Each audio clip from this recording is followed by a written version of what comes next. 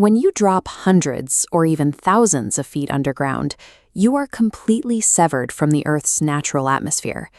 Every single breath you take down here relies on an artificially manufactured air supply. The rock itself actively works against that air supply. Geothermal heat naturally radiates from deep underground formations, raising local temperatures to physically dangerous levels. At the same time, the surrounding strata can release naturally occurring methane, a highly flammable gas that quickly displaces the ambient oxygen.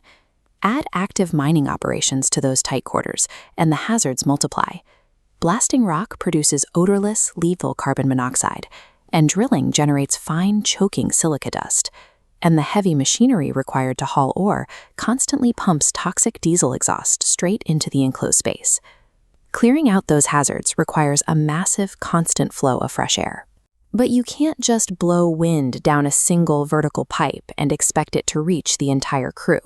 An active mine is a sprawling, three-dimensional labyrinth full of sharp turns, dead-end tunnels, and heavy traffic. This makes underground mining a high-stakes life support operation, requiring engineers to force a continuous, breathable atmosphere through a shifting maze of solid rock. The mechanical lungs driving that life support system sit up on the surface. These are primary surface ventilation fans, massive industrial turbines tasked with moving air through the mine's principal pathways. They operate in a synchronized push-pull loop. Intake fans drive millions of cubic feet of fresh air down dedicated supply shafts every minute, while exhaust fans simultaneously pull the contaminated heated air out through separate vents. But that primary airflow takes the path of least resistance, through the main corridors.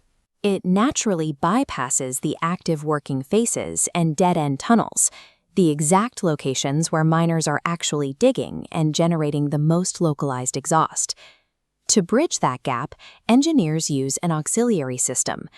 They tap into the main clean air circuit using smaller, localized fans and string up flexible ducting to carry fresh air directly over the heavy machinery and onto the active rock faces. This targeted delivery immediately dilutes the thick diesel exhaust pouring out of the local loaders.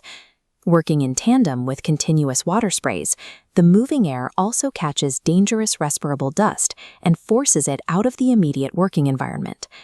By combining massive surface turbines with thousands of feet of localized microducting, ventilation engineers ensure fresh air maintains momentum into every deep corner, preventing deadly pockets of stagnant gas from forming at the actual points of extraction.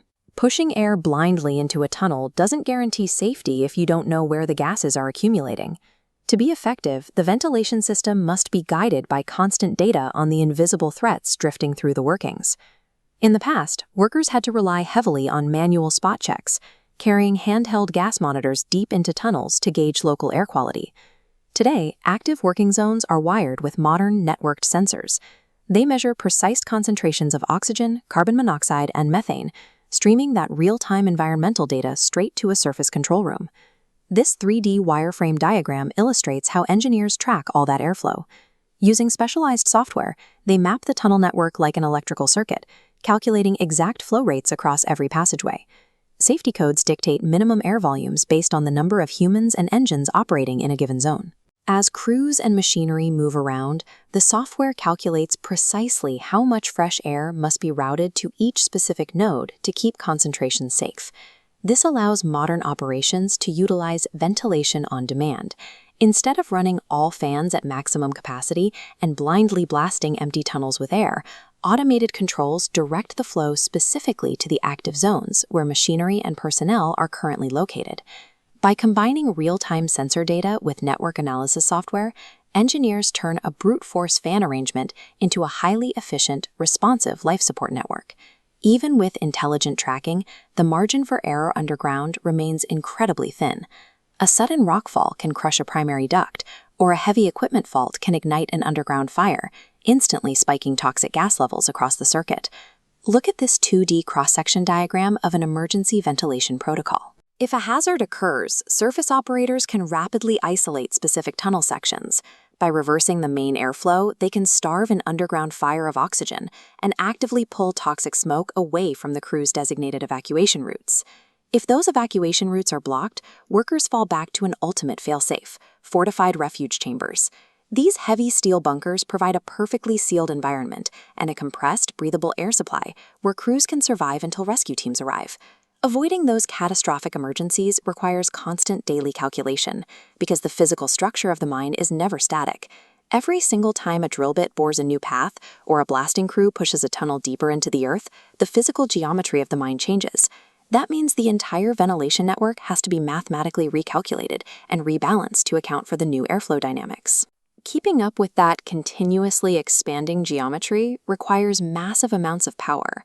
Driving these primary and auxiliary fan networks 24 hours a day historically ranks as one of the single largest energy consumers and operating expenses for any underground mining company. Because a huge portion of that energy is spent merely diluting diesel exhaust, the industry is moving to eliminate the source of the problem by replacing diesel machines with electric fleets, a shift we will explore in the next episode.